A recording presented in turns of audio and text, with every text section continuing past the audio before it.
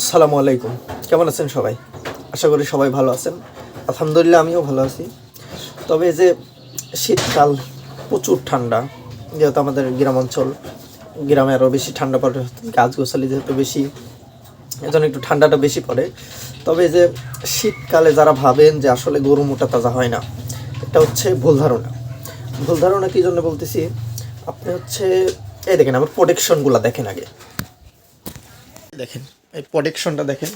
আমার হচ্ছে সামনের যে ফাঁকা জায়গাটা ছিল, অর্থাৎ মানে বাতাস চলাচল করার জন্য যে জায়গাটা আছে, এটা হচ্ছে পুরা পলি দিয়ে, অর্থাৎ পানি কাগজ যেটাকে বলে, অর্থাৎ পলিথিন যেটাকে বলে, এটা দিয়ে পুরাটা ঢাকে দিছে। দেখেন কোথাও ফাঁকা দেখতে পারবেন না একটু, এই দেখেন মানে এক বিন্দু পর্যন্ত আমি হচ্ছে ফাঁকা রাখি নাই। কী জন্য?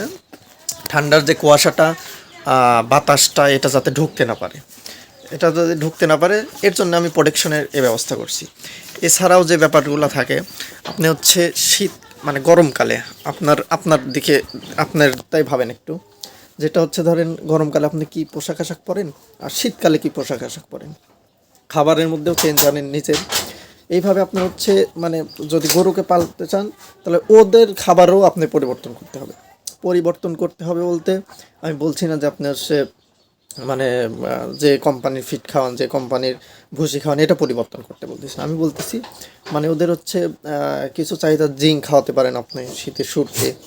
তারপরে আপনার হচ্ছে একটা লিভার টনিক খাওয়াতে পারেন, কৃমি মুক্তটা করাতে পারেন।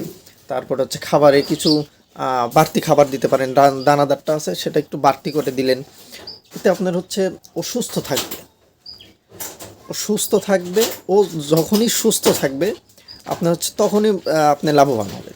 আর ওকে যদি আপনি অসুস্থ করে ফেলেন, ঠান্ডার মধ্যে আপনার কোনো পরিচর্যা নেই, ঠান্ডার মধ্যে তোর ঘরটা পরিচর্যা করা নেই, তাহলে তো হবে না ভাই। আপনি মানে 2 টাকা যদি লাভ করতে চান, পরিশ্রম করতে হবে, কষ্ট করতে হবে। কষ্ট না করলে তো হবে না। সেটা আপনার যে সেক্টরেই হোক, কষ্ট করতে হবে, কষ্ট না করলে হবে না। এই জন্য শীতকাল আরও বেশি পরিচর্যা করতে হবে। মানে শীতের শুরু থেকে শীতের শেষ পর্যন্ত আরও বেশি পরিচর্যা করতে হবে। যাদের গরু মোটা তাজা হয় না, তাদের একটা কারণ শীতের মধ্যে কোনো পরিচর্যা নেই, এই একটাই কারণ, এছাড়া অন্য কিছু না। শীতকালে আপনার হচ্ছে রোগ বেশি হয়, মানে খুরা রোগ বলেন, মানে এসএমডি বলেন, এলএসডি বলেন, যেটাই বলেন, রোগ বেশি হয়। এর জন্য হচ্ছে এই দেখেন আমার গরুটা দেখেন, আমার এটা দেখেন, ও এখনও কত চঞ্চল। এত ঠান্ডা পড়ছে তারপরেও দেখেন হচ্ছে মানে কত চঞ্চল। এই চঞ্চল রাখতে হবে আপনার হচ্ছে, শুধু আপনার হচ্ছে মানে শীতকাল আসছে এর জন্যই করতে পারবেন তা না। আপনাকে চাইতে হবে যে হচ্ছে মানে গরমকালে যেভাবে পরিচর্যা করেন তার থেকে 2-3 গুণ বেশি পরিচর্যা করতে হবে। খাবারটা একটু বেশি দিতে হবে, দানাদার খাবারটা খাওয়াইলে আপনার লস নাই ভাই। সঠিক খাবার যদি দেন আপনার লস নাই, কিন্তু খাবারটা অবশ্যই একটু বেশি দিবেন, শীতকালে একটু বেশি দেওয়ার চেষ্টা করবেন। আর এভাবে হচ্ছে মানে সব সময় খেয়াল রাখবেন যেন জ্বর না আসে, ঠান্ডা না লাগে।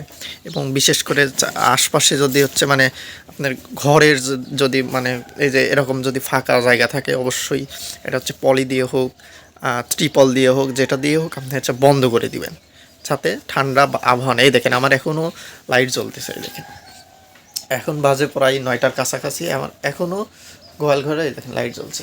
যদিও এটা হলুদ বাল্ব, মানে 200 ওয়াটের বাল্ব জ্বলে, এখন এটা জ্বলতেছে। তবে মানে চেষ্টা করবেন সব সময় চাঙ্গা রাখার চেষ্টা করবেন। চাঙ্গা রাখলে আপনার লাভ হবে কি, ও অসুস্থ হবে না, অসুস্থ কম হবে, আর মোটা তাজাতে কোনো সমস্যা হয় না ভাই শীতকালে।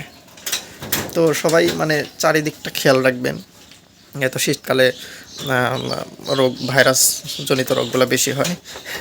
তো সবাই ভালো থাকবেন, সুস্থ থাকবেন, আর দোয়া করবেন আমার জন্য। আসসালামু আলাইকুম।